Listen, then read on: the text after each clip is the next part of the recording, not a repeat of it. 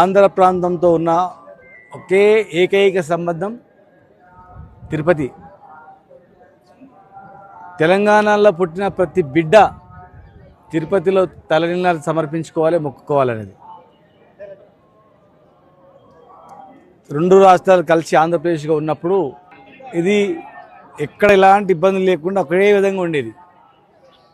రెండు రాష్ట్రాలు విడిపోయిన తర్వాత డిఫరెన్సెస్ లేకుండా ప్రజలను కలిపిన దానిలో మా ప్రభుత్వంతో పాటు తిరుపతి దేవస్థానం, టీటీడీ పాలక మండలి కూడా.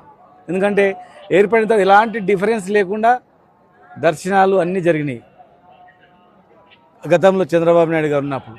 తర్వాత జగన్ గారు వచ్చిన తర్వాత కూడా కొనసాగింపు జరిగింది. కానీ ఈరోజు ఇక్కడ పరిస్థితి చూస్తుంటే తెలంగాణ సామాన్య ప్రజలకు కానీ, తెలంగాణ రాజకీయ నాయకులకు కానీ, తెలంగాణ సంబంధించినటువంటి వ్యాపారవేత్తలకు కానీ ఇక్కడ కొంత డిఫరెన్సెస్ అనేది కనిపిస్తూ ఉంది. ఇది మంచి పరిణామం కాదు. ఎందుకంటే టీటీడీ పాలక మండలి అంటే మాకు గొప్ప గౌరవం.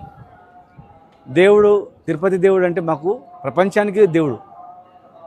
ఈ ప్రాంతంలో ఉన్నంత మాత్రం ఈ ప్రాంతం మాది అని దేవుని విషయంలో అనుకుని వెళ్ళలేదు. అలా చేస్తే దేవుని కూడా కోపం వస్తుంది. ఒకే మాదిరిగా ఉండాలి.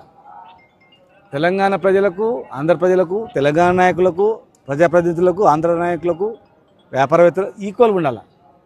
కానీ ఇక్కడ చాలా డిఫరెన్స్ కనిపిస్తుంది.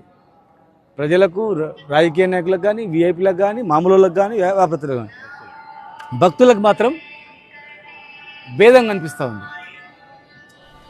అనుభవజ్ఞుడైనటువంటి ముఖ్యమంత్రి గారు మరి దీన్ని సరిచేయాల్సిన బాధ్యత ఉంది.